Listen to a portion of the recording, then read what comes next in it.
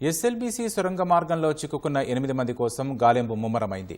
NGRI, geological survey of India, national remote sensing agency సొరంగంలో జరిపిన ground penetrating radar సర్వేలో కొన్ని ప్రాంతాలను గుర్తించారు. ఆ ప్రాంతాల్లో తవ్వకాలు చేపడుతున్నారు. ఈ తవ్వకాలు పూర్తయితేనే ఆ ప్రాంతంలో ప్రమాదంలో చిక్కుకున్న వారి జాడ తెలియనుంది.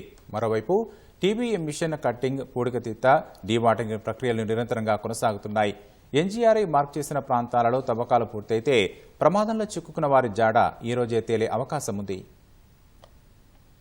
శ్రీశైలం ఎడమగట్టు కాలువ సొరంగ మార్గంలో చిక్కుకున్న 8 మంది జాడను కనిపెట్టేందుకు రెస్క్యూ బృందాలు గాలింపును ముమ్మరం చేశాయి. NGRI, geological survey of India, national remote sensing agency ఇచ్చిన సర్వే రిపోర్టు ఆధారంగా వారు గుర్తించిన ప్రాంతాల్లో తవ్వకాలు ముమ్మరంగా కొనసాగుతున్నాయి. ఈ ప్రాంతంలో సొరంగ మార్గంలో ఉన్న మట్టి, రాళ్లు, ఇతర లోహాలకు భిన్నంగా సుమారు 3 నుంచి 5 మీటర్ల లోపల మెత్తని పొరలు ఉన్నట్లుగా గుర్తించినట్లు తెలుస్తోంది. ఆ ప్రాంతాల్లో తవ్వితే కానీ అవి ఏంటో తెలియని పరిస్థితి కనిపిస్తోంది. కానీ నీరు అధికంగా ఊరుతుండటంతో నిపుణులు సూచించిన లోతు వరకు మట్టిని తోడలేకపోతున్నారు. ఇదే సహాయ బృందాలకు ప్రధాన ఆటంకంగా మారింది. ఇవాళ లేదా రేపు సాయంత్రానికి సొరంగంలో జీపీఆర్ సర్వే ద్వారా గుర్తించిన ఆ ప్రాంతాల్లో ఏముందో తేరనుంది.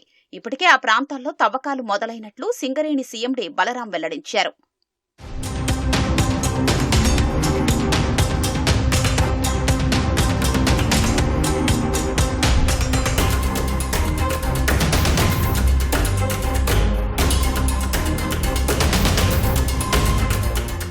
మృతదేహాల్ని గుర్తించినట్లు సామాజిక మాధ్యమాల్లో వచ్చిన వార్తల్ని నాగర్ కర్నూలు జిల్లా కలెక్టర్ బాదావత్ సంతోష్, ఎస్పీ వైభవ్ గైక్వాడ్ కొట్టిపారేశారు.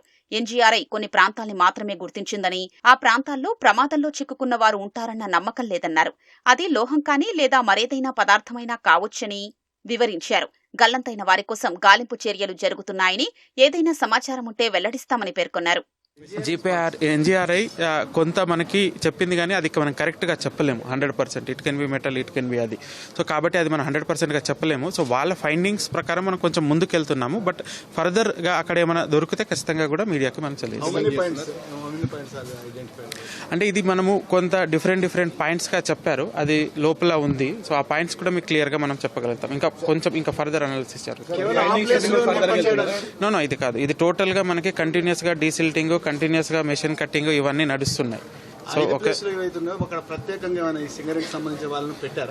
బేసికల్ గా మనకి ఎన్జీఆర్ఐ ఫైండింగ్స్ ఏమి ఇచ్చారో దాని బేసిస్ లో మనం కొంత రెస్క్యూ చేసుకుంటున్నాము. ఇన్ అడిషన్ టు మనం రెగ్యులర్ రెస్క్యూ ఏది చేసుకుంటున్నాము వాటన్నిటికీ. బట్ ఇష్యూ ఏదైనా ఉంటే దాన్ని మనము ఈ ఫేక్ న్యూస్ అనేది ఫర్దర్ గా స్ప్రెడ్ చేయకుండా చూసుకున్నాం. సో కొన్ని డెడ్ బాడీస్ దొరికాయి అట్లా అని. సో రెస్క్యూ ఆపరేషన్ ఇంకా కంటిన్యూ అవుతుంది. సో వాట్ ఎవర్ న్యూస్ అది వచ్చిందో అది ఫేక్ న్యూస్. సో ఆ న్యూస్ ను నమ్మొద్దు.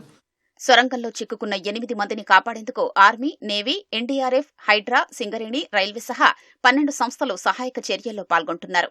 గ్యాస్, ప్లాజ్మా కటింగ్ యంత్రాలతో టీబీఎం శిథిలాల్ని కటింగ్ చేస్తున్నారు. దశల వారీగా బృందాలు వెళుతూ శిథిలాల్ని బయటకు తెస్తున్నారు. భూగర్భంలో ప్రమాదాలు జరిగినప్పుడు సహాయక చర్యల్లో సుశిక్షితులైన 100 మంది సింగరేణి సిబ్బంది ఈ సహాయక చర్యల్లో పాల్గొన్నారు.